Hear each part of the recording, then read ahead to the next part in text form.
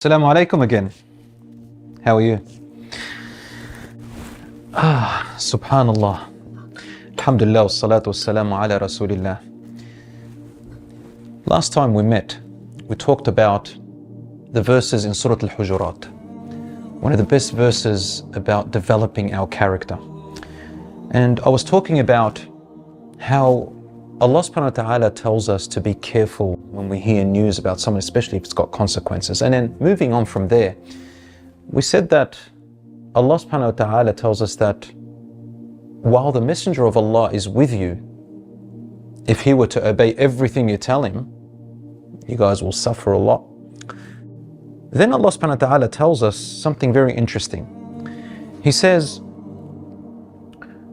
ولكن الله حبب إليكم الإيمان وزينه في قلوبكم وكره إليكم الكفر والفسوق والعصيان أولئك هم الراشدون. He says, but Allah made religion and your deen beloved to your hearts and took away all the blemishes and all the ungodliness and all the disunities and the hatred and the enmity and grudges between you.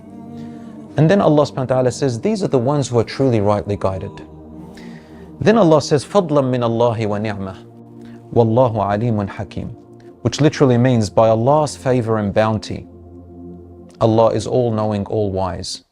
The reason Allah says by Allah's bounty and favor, remember when I told you the story that a man went and made up this news about that tribe that didn't want to pay zakat and so on, ended up being false. Well, it wasn't everybody who came to the Prophet, peace be upon him, and started to fuel him with this information, but rather only a small number. And Allah says, but the rest of the community, there are still good people among them. And Allah says, as if He's telling us, in all time and all eras, there are always large numbers of good people who will set things straight. And we have to choose which group we're going to be part of. And that's why Allah says He is all-knowing and He is all-wise, meaning He knows that there are still people who will uphold the right and fix and reconcile between the community. Without the community, we are nobody, brothers and sisters. And that's why Allah then immediately, without the community, who are we? And that's why Allah then says, إِنَّمَا الْمُؤْمِنُونَ إِخْوَةٌ فَأَصْلِحُوا بَيْنَ أَخَوَيْكُمْ وَاتَّقُوا اللَّهَ لَعَلَّكُمْ تُرْحَمُونَ. That really touches my heart. Allah subhanahu wa ta'ala tells us, surely the believers are none but brothers unto one another. So set things between each other as brothers and have fear of Allah that you may be shown mercy. Wow. Allah subhanahu wa ta'ala is likening and bringing the word mercy into how we address each other and love each other as brothers and sisters. What does it mean to love each other as brothers and sisters? Well, look at the verses before. It talks a lot about verifying, clarifying, not accusing, loving one another, wanting the best between each other, and reconciling between each other if you see members of your community fighting, not fueling it. And Allah subhanahu wa ta'ala says to us, and this is something that the disbelievers at the time of the Prophet, peace be upon him, they didn't have this word, brothers and sisters. Allah brought this word, brothers and sisters. And He says, as a matter of fact, you are actually brothers and sisters. Yeah, you marry from each other and you have relationships, you love one another in different ways, but you're still brothers and sisters. Even a husband and wife are brother and sister in Islam, that is. Your mother and father are your brother and sister in Islam, that is, which means treat each other the way that you would love to treat your own brother and sister. Imagine someone talking about your brother and sister. How would you deal with that? Imagine your brother and sister have done something wrong. How would you deal with that? Our Prophet Muhammad, peace be upon him, said, assist and support your brother or sister, whether they are the perpetrators or whether they are the victims. Obviously, they all understood at the time, we know how to support them if they are the victims, but then they said, how do we support them when they're the perpetrators? And the Prophet, peace be upon him, told them by stopping them from their oppression. That's how you love one another. So if you know a brother or a sister who is talking ill about someone else, or probably hasn't clarified or verified, then you should be advising them, not fueling it. We are not cults or gangs in Islam. We are not thugs off the street. No, we don't hold on to that. Our deen and our brotherhood and sisterhood is what holds us together. And at the end of the day, we all love Allah. As Allah says, hold ye all onto the rope of Allah subhanahu wa ta'ala.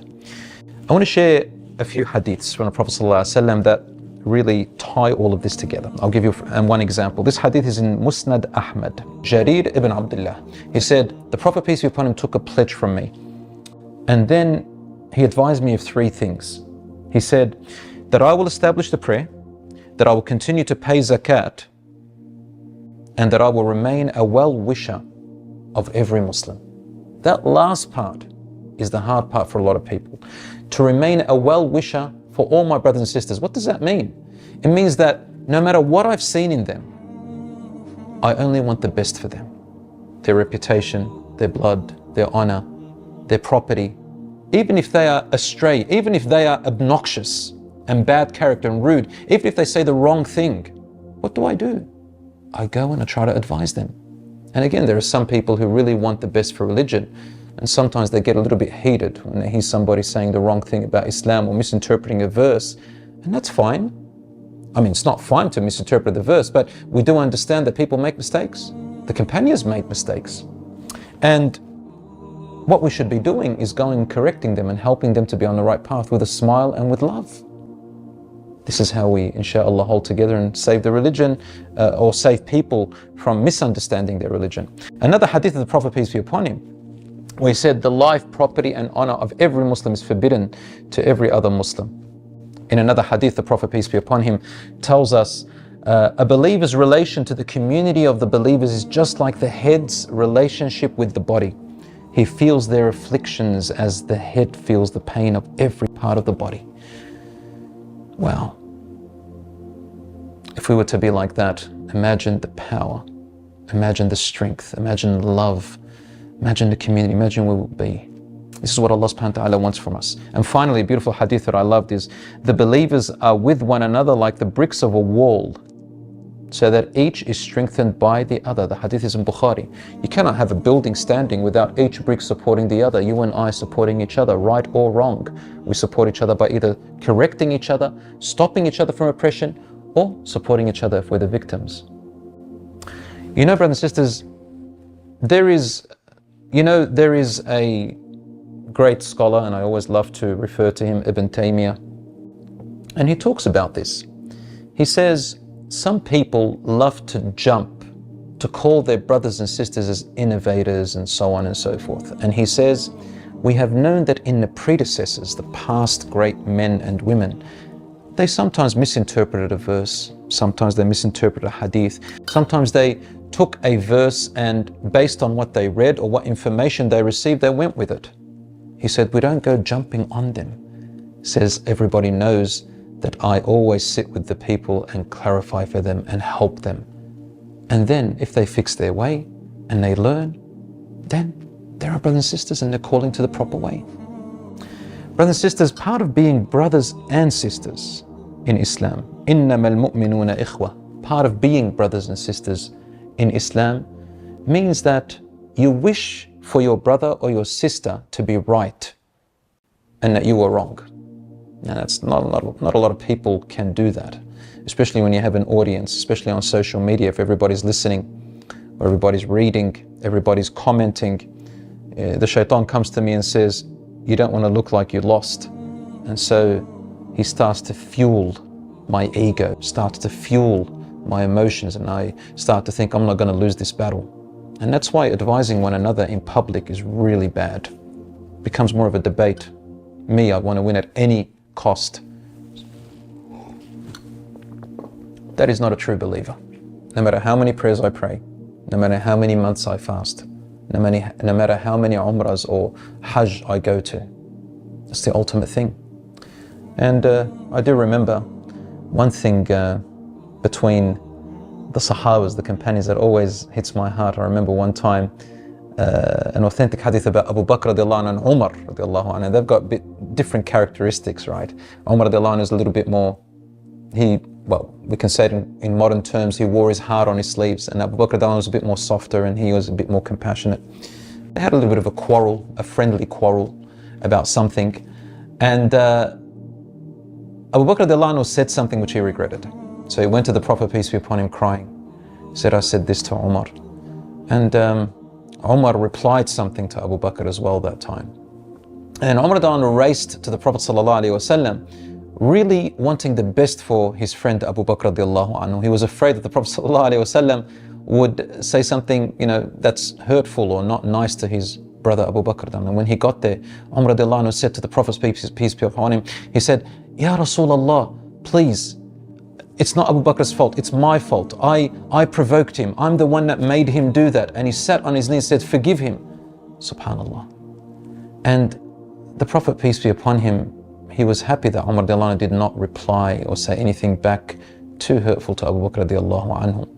And he said, say, Ghafarallahu laka ya Abu Bakr, may Allah forgive you, Abu Bakr. Abu Bakr radiallahu anhu was crying. We find these incidents throughout the seerah and the biography of the Prophet, peace be upon him, where he only wanted them to love one another, to forgive each other, to reconcile and to correct one another. If we love the Messenger of Allah, we have to take him as a great role model. If we love his companions, we take them as great role models as well. Now lend it even with this. In one of the battles, I forgot which one of the companions was fighting and the enemy fell on the ground. And then the enemy, out of fear, said, Ashhadu an la ilaha illallah wa ashhadu anna Muhammadan Rasulullah. He converted right there and then. And yet the companion still killed him in the battle.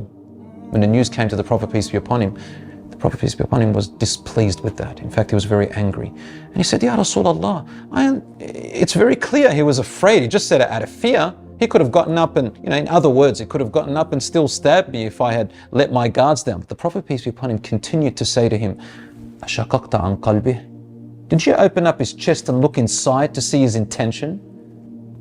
Wow. Till the man regretted what he had done.